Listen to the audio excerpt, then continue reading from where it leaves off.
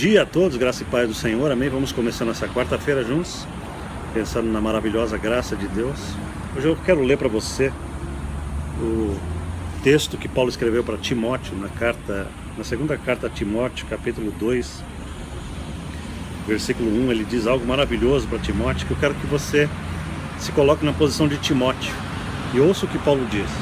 Ele diz assim: tu, pois, meu filho, fortifica-te na graça que há em Cristo Jesus. A graça de Deus, ela tem esse poder, né, de fortalecer a nossa vida. Por quê? Porque graça retira todo o peso. Qual é o peso da alma humana? É a culpa. É aquela sensação de condenação, de indignidade, de que a gente está devendo, de que a gente não tem condição de pagar, de que a gente não consegue chegar no padrão divino. Isso achata a gente, mata a alma da gente. A graça faz o contrário. A graça me dá uma consciência, não de pecado, ela dá uma consciência de justiça. É o que está escrito no livro de Hebreus, né? Graça, a palavra graça em grego, que é o idioma do Novo Testamento, graça em grego é charis, né? E tem dois sentidos. A graça pode ser definida como um favor imerecido da parte de Deus para nós. Esse é o primeiro sentido de graça, que a gente não merece e Ele faz tudo por nós, porque a gente não conseguiria fazer nada, né, por nós mesmos. Esse é o primeiro sentido de graça. O segundo sentido, que também é fundamental você entender, é o sentido de que graça é uma capacitação.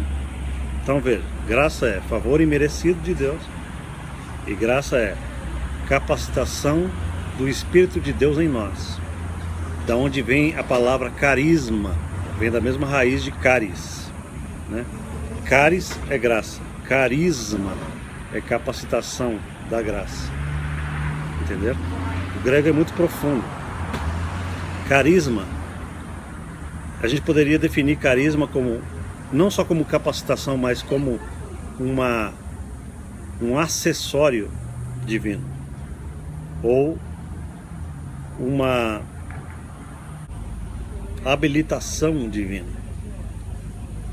É por isso que Paulo está falando para Timóteo assim: filho, fortifica-te na graça.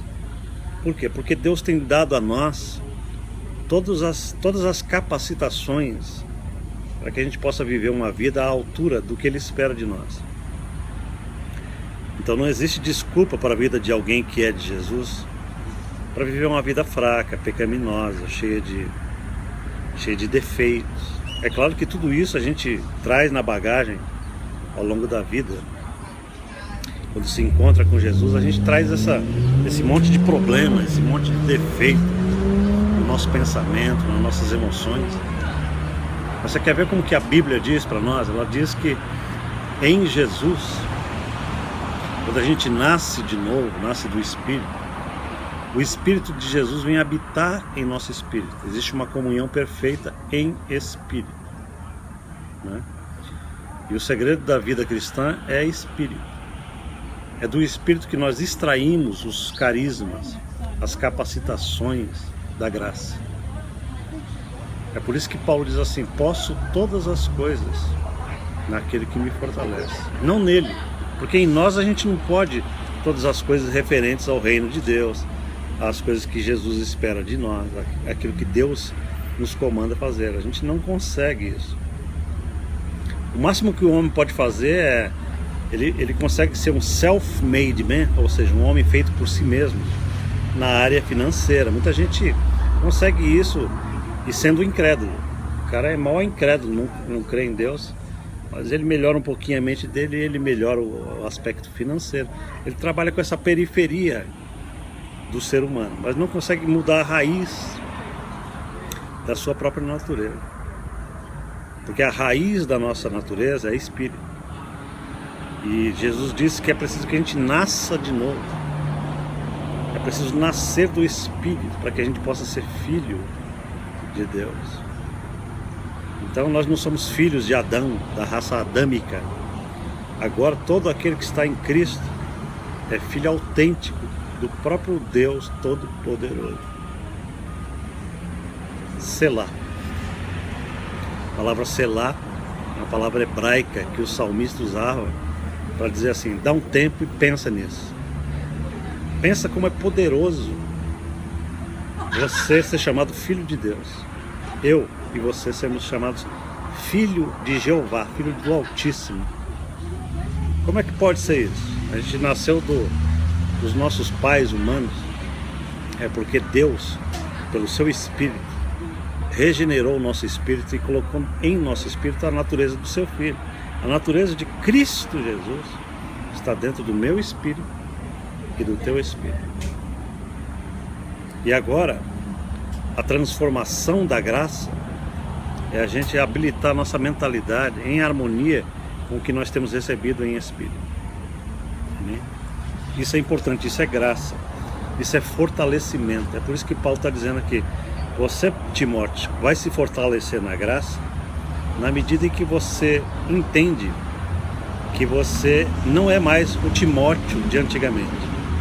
Você não é o Timóteo que você nasceu com ele. Você agora é um Timóteo que nasceu do alto. Você tem a habilitação, você tem as capacitações divinas dentro do teu espírito. Você tem a realeza divina no teu ser. Você tem a altitude divina, hein? A nobreza. Você é nobre. Você é filho de um rei. Você não é filho do Adão caído. Você foi transformado em filho do rei, né? Filho da realeza. Nosso Deus é o rei do universo. Nós somos filhos dele. Nós somos transportados para o reino por cidadania, né? Por cidadania de nascimento. Nós nascemos no reino. Você que nasceu de novo, você já está no céu. Você já é filho celestial, já é filho do reino. Tem todos os direitos da realeza na terra. No entanto, isso não acontece na nossa vida na área psicológica, na área física. É por isso que a gente pode ser filho de Deus e vivermos uma vida miserável, uma vida cheia de erro, uma vida cheia de... A gente pode continuar nos nossos vícios, nos nossos pecados, mas a palavra de Deus diz que nós não devemos receber a graça de Deus em vão. Então, o verdadeiro evangelho da graça de Deus não é uma licença para que a gente viva uma vida de qualquer jeito. A palavra de Deus diz que a graça de Deus se manifestou a todos os homens, ensinando que nós devemos renunciar às paixões carnais e à vida de cobiça e à vida de lascívia que todo mundo tem, que as outras pessoas têm. Então a graça de Deus é uma capacitação divina que nos ensina a viver de acordo com Deus. Todo o evangelho da graça que é pregado, onde for pregado o evangelho da graça, deve ser pregada a realidade de que nós temos a justiça de Jesus em nosso espírito e que agora nós devemos também ter os frutos correspondentes com essa justiça.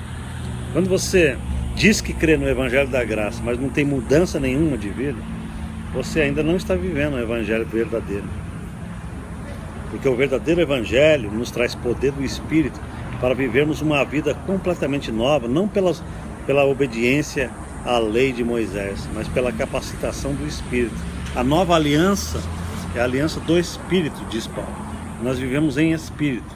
É pelo Espírito que nós temos os carismas divinos, pelo Espírito que nós podemos orar em línguas, podemos ter dons de profecia, podemos ter os dons da palavra do conhecimento, o dom da sabedoria, né, o dom de milagres, o dom da fé, o dom da revelação. Isso são carismas, né? Mas é pelo Espírito que nós também temos o carisma, né, do fruto do Espírito. O apóstolo Paulo fala isso em Gálatas. Ele diz assim: o fruto do Espírito é amor, alegria, paz, fé, fidelidade, mansidão, domínio próprio. Tudo isso é fruto do Espírito. E quem é nascido do Espírito tem que viver desse jeito. Isso é graça. Graça é Deus me capacita a viver do jeito que Ele quer. Deus me capacita a viver uma vida ausente do pecado. Deus não me capacita para o pecado. Deus me capacita para viver acima do pecado, longe de Deus, né? Paulo diz que nós estamos mortos para o pecado. Devemos viver uma vida movida pela novidade do Espírito, pela graça, pela capacidade que Deus coloca em nós. E a gente só vive assim quando a gente faz uma unidade de cabeça com aquilo que nós temos em Espírito. É que Paulo diz, né? Andai em Espírito. Sabe o que significa andar em Espírito? Significa que eu devo ter uma mente espiritual e não carnal. Que a minha mente deve estar ligada na palavra de Deus, nas revelações da graça, do Evangelho, do que Jesus fez por mim, de quem eu sou em Cristo, de quem Cristo é em mim. É a identificação do meu espírito que me faz viver de uma maneira superior na Terra, né? Isso é maravilhoso. É maravilhoso pensar que quando eu uno a minha mentalidade com essa realidade, a minha mente é transformada e eu sou transformado na minha alma, nessa parte frágil que ainda existe em mim, né? Porque dentro de nós já o Espírito está renovado. Se você é de Jesus, se você tem recebido um novo nascimento, você é uma criatura absolutamente nova. Aquele que está em Cristo, nova criatura é. Tudo se fez novo. Amém? Vamos orar. Pai, muito obrigado, porque graça é capacitação. Graça não é apenas um favor que o Senhor fez para nós, nos dando a salvação. Não, graça é a capacidade de viver como salvo, a capacidade de viver de acordo com a salvação recebida. Graça é poder. Graça é uma capacidade sobrenatural para a gente viver pela fé, para a gente obter resultados do reino de Deus por meio da fé na terra, para que a gente possa manifestar o que já está feito da parte de Jesus na nossa vida diária. Os benefícios da cruz são manifestados não através da nossa santidade, mas através da justiça que nós recebemos em Espírito. Muito obrigado por isso, Pai. A nossa santidade é apenas uma maneira da gente se adequar àquilo que o Espírito já realizou em nós. Muito obrigado novamente, ó Pai, por essa realidade que está pronta. Que os meus irmãos possam entender que eles têm direitos legais de fazerem, né, de trazerem a manifestação dos grandes depósitos das bênçãos de Deus para a sua vida diária, aqui e agora, em nome de Jesus. Amém. Amém, queridos? Deus te abençoe. Até amanhã, se Deus quiser.